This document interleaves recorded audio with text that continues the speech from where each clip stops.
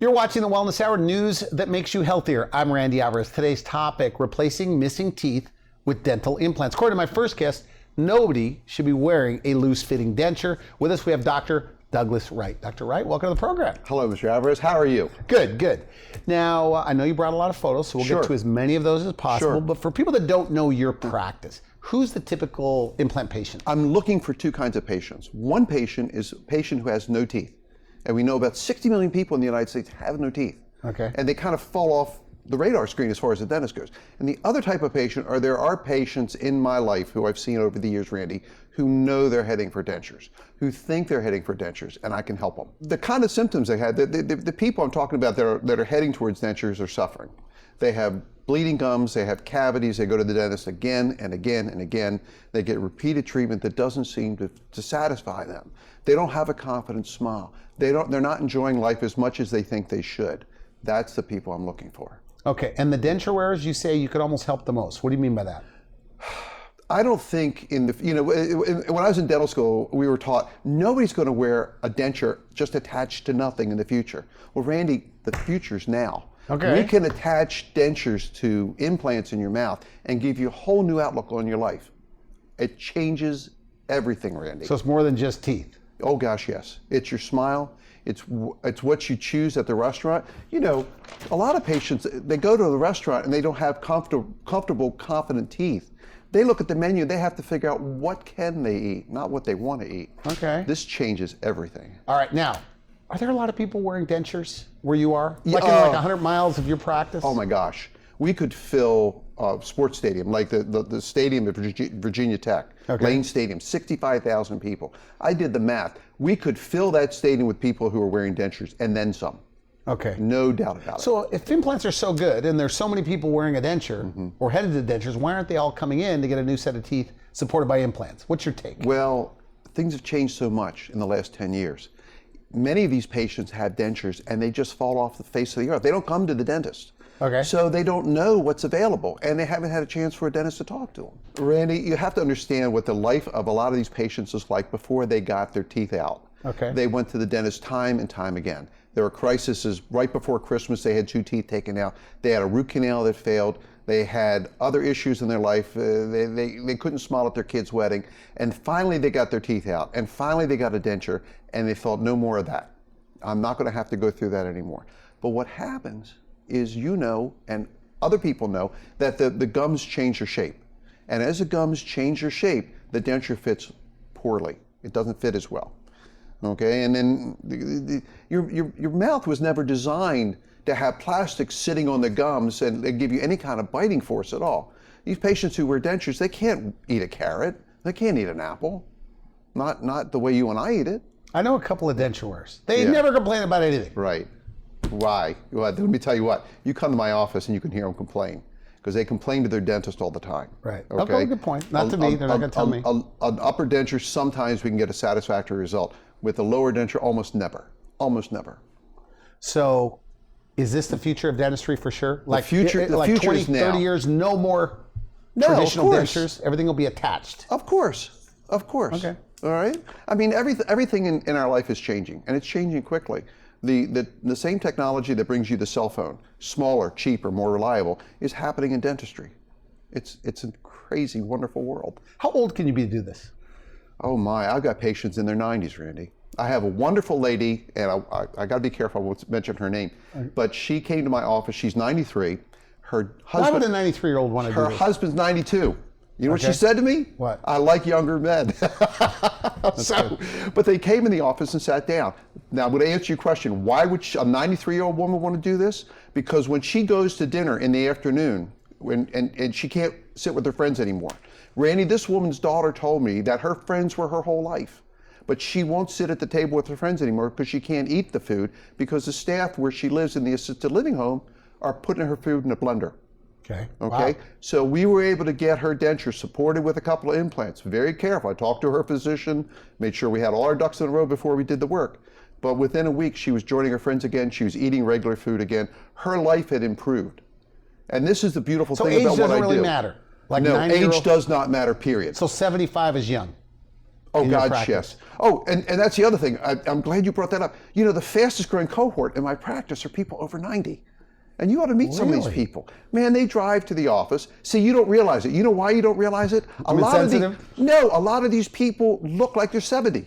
Okay. I've got Fair enough. a woman come in to see me, and I had to look at the chart. She's 90 years old. You look at her. If I showed you her X-rays to a group of dentists in a conference, nobody would guess that she's over 90. And we have more and more people like this over time. The number of people living in the United States over 90 years old has tripled since 1980, and it's about to triple again. Now, in your practice, you say that people could come in on the day of the procedure with no teeth and walk out with teeth. We do that all the time. Is that right? We do that all the time. And it's transformational. You know what I keep in my office for those patients? Every one of my treatment rooms has a box of Kleenex, because we call it the Oprah moment. These people many times get emotional. You know, we were talking in my green room, and you say you're not winding down, you're winding up. Like and I'm paraphrasing you slightly, but you're more excited about dentistry than ever. Yeah, I am. I love it. And some of my colleagues are stepping back. Oh, because of everything. Because of everything.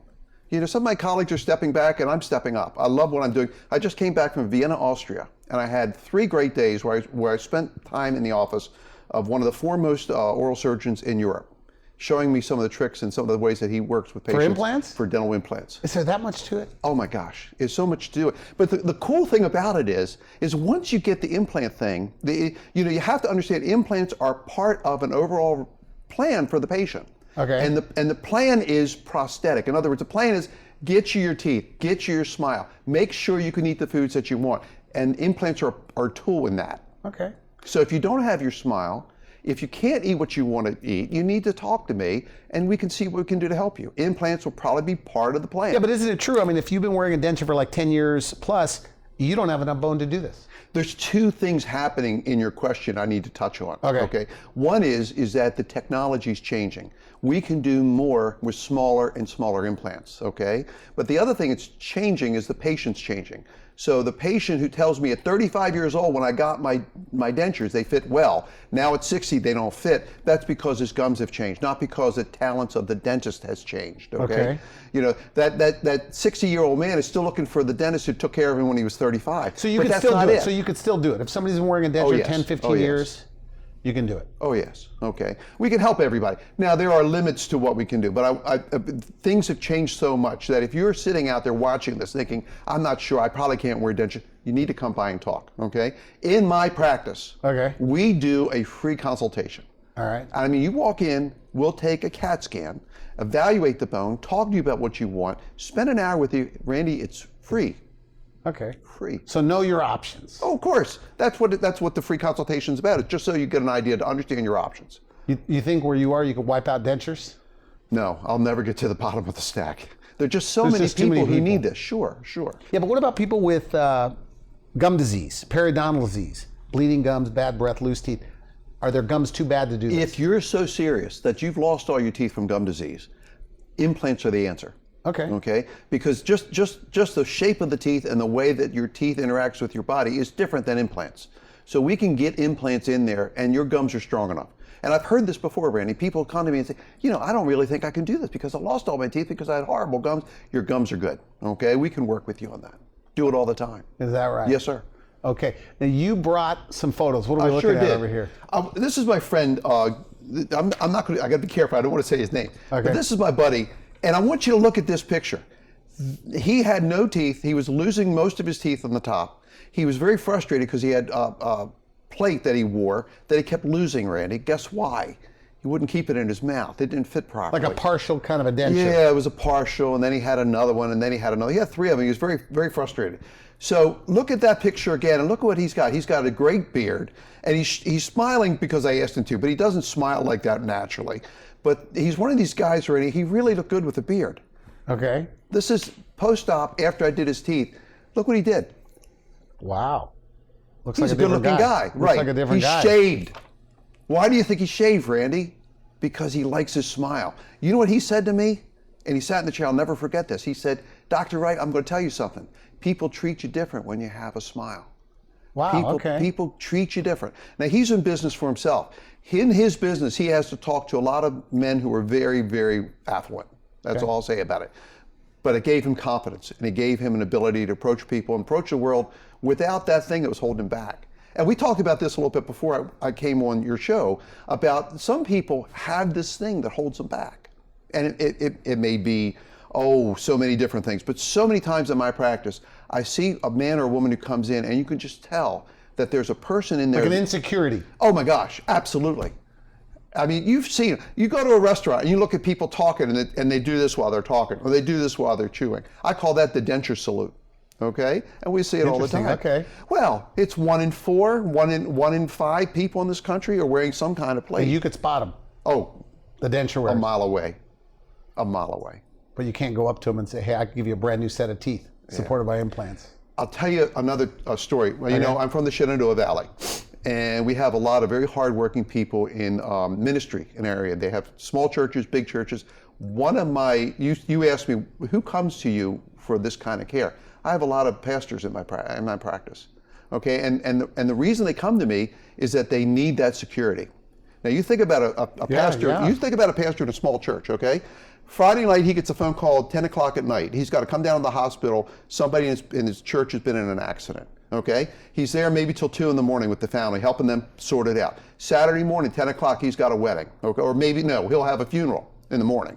Okay, Saturday afternoon there's a wedding. Okay, he's got to go home, probably take a nap and a shower, work on his sermon for Sunday. This guy doesn't have, and I have some women, they don't have time for the paste in their denture. What are you going to do? You put this thing on before you talk to people about the reading in the gospel this week? It can't happen. So very quietly, because like I said, I didn't bring as many pictures as you were asking me to, because a lot of these folks, they don't want anybody to know they're having dentures, and they don't want anybody to know they have implants. But we fixed them. We give them that smile, we give them that confidence. Is that right? Yes, sir. So you see personality changes like every single week in your practice? Oh yeah, absolutely. Now we should mention, at your practice, I guess the way dental implants are normally done is you go to one place for the imaging, another place where they do the surgery, and then another doctor puts the teeth on top. Right. You do it all. We do it right we do there. The goal is to do it all in one place. But aside from convenience, what's the big benefit? Well, remember what I said earlier in our talk is that, you know, implants are a small portion of the overall treatment plan, okay? Implants are a component of a restorative plan. And what that means to get teeth. Yeah, in other words, you have to have the vision of where those teeth are going to be and what they're going to look like before you plan the implants. Okay. That's incredibly important. 5-10 years ago, we did that. There were imaging centers, and I'd send patients to the imaging center, and there were specialists who put the implants in. I'd send patients there. But what I saw is that this is a smile plan. We're going to customize your smile and give you a bite where you can chew what you want. Okay, that's the end result. You know, Stephen Covey said something really cool. He's got this book. The business guy. Yeah, he said, begin with the end in mind. You have to know where you're going to make sure you get there. And that's why I think if you have it all under one roof, if you have one guy who can design it, plan it, and deliver it, I think that's superior. Is it less expensive doing it that way? Well, in my practice it is. I'm working real hard to make sure it's less expensive and affordable for my patients. Hey, you've been doing implants for a long time. You know, Since we jokingly said 2007. until they crawled out of the ocean as a one-celled amoeba, and you were spotted it. But no, since the 80s. You've been studying implants. Well, that's true. Is that right? There was an active program at University of Maryland when I was there, but where I really got on board is when I worked at the Veterans Administration. I worked for the VA in Washington, D.C. for 3 years. In the military? I was a naval officer. Okay. I retired after 21 years of service. I used to do weekend duty at Bethesda Naval Hospital, right down the hallway from where the president gets treated. And then I also worked at the Veterans Administration, and I worked with a marvelous surgeon there, and I would make the dentures and he would put the implants in, and we worked as a team. Okay. I found that it was hard for me to get that kind of collaboration in my practice in the civilian world. So I learned more about implants, and the more I learned, the more I saw that there was more things out there that we could bring to the patient than what was happening in my town in the Shenandoah Valley. Okay, good. Right. So what do they like more? The way it looks or what they're able to eat when you give them new teeth again? You know, the cool thing, I tell my staff this, is most times people come in and they say, I just want to eat better. But they always look in the mirror. They always want to see how good they look, okay? So yeah, it's a matter of function. It's a matter of how good they look. I would say, what did you ask me? Which one did they like more? I would answer both. Both? Yeah. So some people could care less how they chew. They just want to look good. Sure. And they end up, and what can they eat, by the way? So let's say everything works out. They have a brand new set of teeth supported by implants. What can they eat? Oh, anything you want. You know, we have a lot of sportsmen in the Shenandoah Valley, and deer jerky, or some of these fellows will go out to Colorado. Deer jerky they could eat? Oh, jerky, they love that, and they make it themselves. So you have these guys that are cooking up elk steaks and from their big trip out west, or they make a deer jerky, and sure, all that stuff. So salads obviously are easy. Oh golly, yes. And that's the other thing we talked about. Remember, we said that 90-year-old cohort is growing like crazy. You can't get there if you can't take good care of yourself. You have to have good nutrition. You have to be able to eat well. And you know what? You want to smile and thank the waitress for bringing you that nice salad. So denture wearers, Yeah. right? There's a lot of them. Mm-hmm. They're not really chewing, you say? Like they're just kind of rubbing their food together? Most studies show that denture wearers don't chew nearly as effectively as people who have their own teeth. Now, the other thing I'll tell you, in my practice with the 90-plus-year-old patients, I don't see many denture wearers in that group. The people that are making it to 90 and having a vibrant life after 90 years old are chewing well.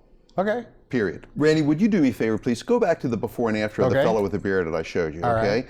You know, one of the cool things is if you watch the movies or TV show, you know, who's the bad guy?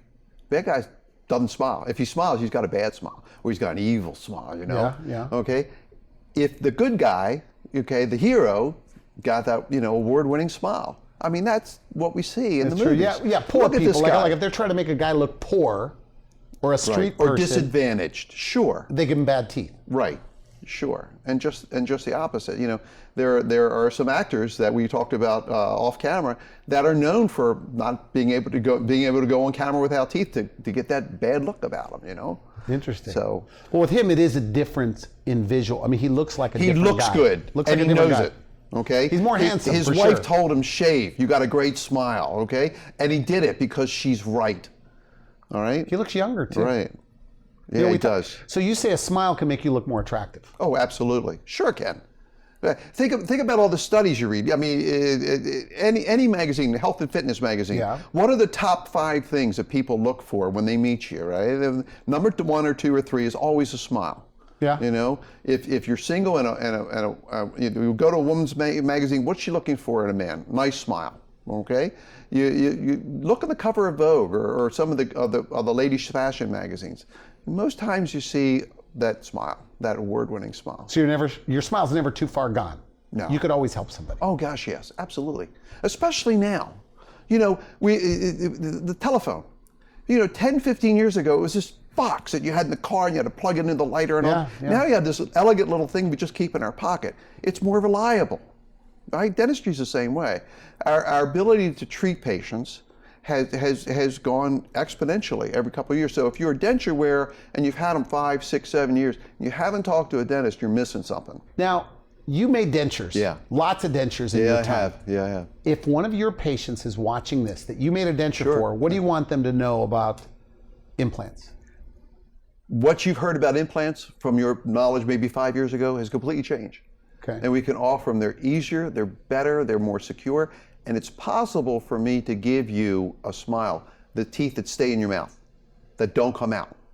And I got to tell you about one of my favorite patients, and he wouldn't let me bring a picture in, but I did the Snap-on Smile for him, and he goes, "They move." And I said, "Well, they move a little bit because there's a shock absorber in those, but he goes, I want them in there permanent. What do I got to do for that?" And I said, "Well, you know, I looked at the plan and came up with the plan." And he basically grabbed me by the collar and said, "I want them in there permanently." Okay? Because what happens, Randy, is once you get them in and they're secure with the Snap-on Smile, then you realize what you could really have. And that's what I want to talk to my patients about. Not only that. So permanent teeth that don't come out. Yeah. We take them out maybe once every 2 years to clean them and check on the implants. And what happened to that guy? He got them.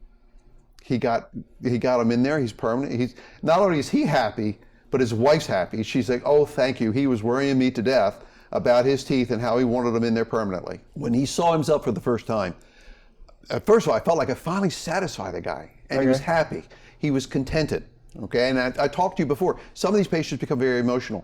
He wasn't emotional, but his wife was emotional because he was worrying her to death. He constantly talked about, these aren't just what I wanted. I want them to be in there permanent. I want them in there permanent.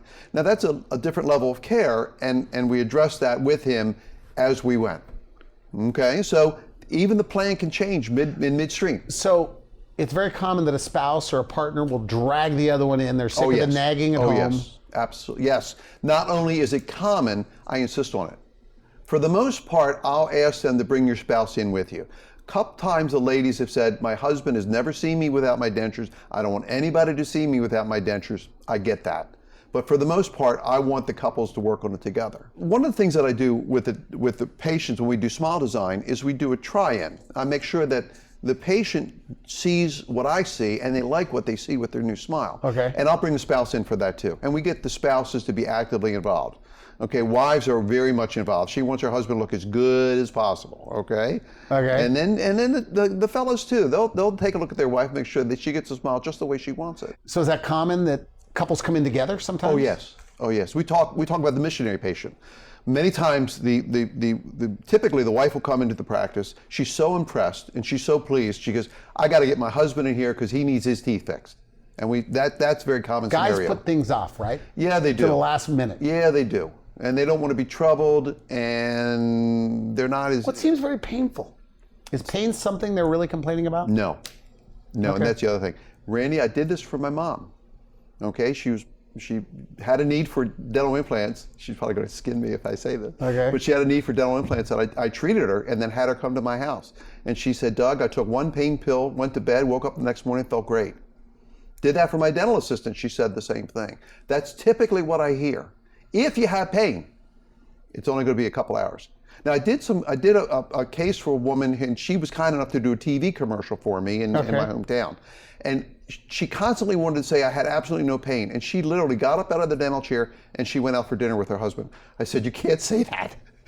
Because, you know, it is a surgical procedure. Yeah. Right, it is a surgical procedure, and there may be some pain. But during the procedure, they're not feeling anything. Oh no, absolutely not. That's correct. So we have time for a couple more photos. Oh sure, oh sure.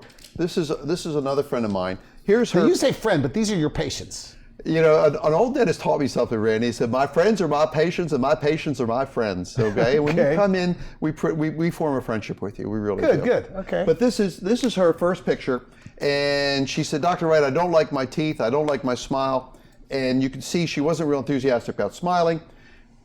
They have to understand, when you hold that up, that's right side up. Her bite was inverted. Now that's got to be unusual to have teeth that bad. That's not unusual. We see that kind of stuff all the time. You don't see it because you don't examine these people. Or they don't smile. And they don't smile. They don't want to smile. They're off in the corner in the restaurant. They're not part of what's going on. Look at her again. Look at what I asked her to smile for that first picture. Okay, now this is what we got when we were done. Very nice. Now, you see the smile and you see how good she looks, but she also tells me how much better she's eating. She says, Dr. Wright, I can eat bacon now. Now you think about it. You go out to a restaurant and you order a plate of food and you get bacon on there. You don't hardly think about it. She couldn't eat that for 10, 15 years. So does everybody have that certain thing, like whether it's nuts or popcorn or whatever that they want to eat? Yes. I have one fella, he was a grand guy. I got him all finished and we did a follow-up. And he talked about peanuts the whole time. So I got him a nice can of Virginia peanuts. We have great peanuts in Virginia. Okay. Right? Bacon is a big thing. Beef or deer jerky is a big deal. I find it hard to believe that you take somebody with no teeth, you give them a permanent set of teeth supported by dental implants, and they can actually eat deer jerky. Or turkey jerky, whatever they Really? want. Oh yeah, oh sure. Doesn't that make you nervous? Yeah. Because even with regular teeth, you don't really want to eat things that hard, do you? But it make me nervous. But you see the sparkle in their eye. But you can do when it. they tell you, hey, I can do something I haven't been able to do before, and you help me do that. And man, where do I tell my friends? So we are just a couple of minutes left, but somebody watching this, you can't save their teeth. They need a full mouth of extractions, or they're currently wearing a denture. Right. They go to your practice. What are their options when it comes to dental implants? A lot of these patients are looking for 2 implants on the lower to hold in that lower denture. Okay. And what I've found over the years is that's not stable. And we have. But you don't like that, you said. No. These patients, when they come to me, they want that denture to fit in and feel firm. Okay. It doesn't feel that way with 2. It moves. So the options are 4 little implants on the bottom. We can snap the bottom in. Okay. And the patients that get that and like it will say, "Can you do something for the top?" Okay. A lot of times they'll say, "My top moves around more than the bottom because they're snapped in." So We put 4 implants in the top and snap it in, and then something magic happens. Then we could take that denture that they were wearing, that big suction cup denture up in the roof of their mouth, and shape it like a U. Okay. Okay, and then the roof of their mouth is exposed, and a lot of people realize a lot of taste buds are in the roof of your mouth. So everything tastes better, and you're able to chew better, all right? And then we can take it to the next level. Sometimes these patients say, like I told you about earlier in the show, he basically said, I like the way they snap in, but I wanted to stay in permanent. Can't you do something permanent? And indeed we can. And indeed we can. And you know, when I do a permanent set like this for people, I tell them, you can hang by your teeth at the circus if you want to. Okay. So even like as little as 4 implants, you get a full arch of teeth that just are in permanently. Yes. And then you come in. And those implants that we're putting in for a full arch of teeth are becoming smaller and smaller and smaller, requiring less and less surgery. So if you're going someplace and they say you need a lot of surgery, we're going to take a lot of bone out of your mouth to make room for these big implants, you really need to come in for a free consultation. This is why now you fly all over the world to learn this stuff? All you over said the world. You were just in Belgium? No, I was just in Vienna, Austria. Austria. I was invited by one of the world's most foremost implant surgeons to come just hang out in his office with him for a few days. It was a great experience. I studied in Cartagena in Colombia, South America at the dental school there. And the surgeon who taught me there was from Rome, Italy. He's an amazing guy. I've been to Northern Italy to conferences there. All of this to learn these techniques where smaller is better. And what used to take you guys like 9 months now can happen in a few visits. Yes, that's correct. Or correct. as little as a few visits. Yes, that's absolutely right. That's right. So it's less visits, less expensive, less surgery, and a better smile. So no more dentures. No more dentures. Not the suction cups and the things flopping around in your mouth. Absolutely not. But what about maintenance? I mean, is it just like having your regular teeth once you get these in? It's just like having your regular teeth, but better. Okay. Because remember I told you these patients go to the dentist, they had cavity after cavity and root canal and crowns and extractions. Now they come in, you don't get cavities and implants, all right? If you do what we ask you to do, you don't get inflammation around the implants. So it's a very easy So a couple appointment. times a year, you just come in, get them clean? Exactly right. And we do the other maintenance things. We check you for oral cancer, check the bite, make sure everything's comfortable, and it's a happy visit. We are out of time.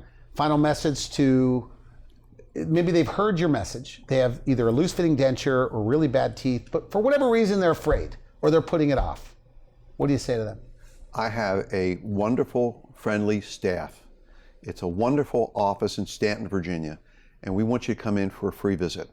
Okay. We make sure that there's no barrier to this. You can come in, talk, we'll do the x-ray, whatever makes you comfortable. But we want it to be free. We want it to be easy for you to find out more about this. Now we have to mention this, even the best dental insurance only covers a very small portion of implants. Medicaid for sure doesn't cover it. Right. Medicare. Yeah. So what's the answer? Well, the answer is financing. We have in-office financing options, and we work with everybody. I mean, you have to have decent credit. It's not like you're carrying it yourself, right? Yeah, that's correct. Okay. We work with everybody. We work with people who have good credit and good-hearted people who want to have a nice smile and an ability to chew better. We can help you. Okay, good. I want to thanks for coming to the show. Good stuff. Thank you very much. Thank you very much. You've been watching the Wellness Hour, news that makes you healthier. I'm Randy Alvarez. For now, I wish you good health. Thanks for watching the Wellness Hour, the leader in medical news with your host, Randy Alvarez, the authority on health issues.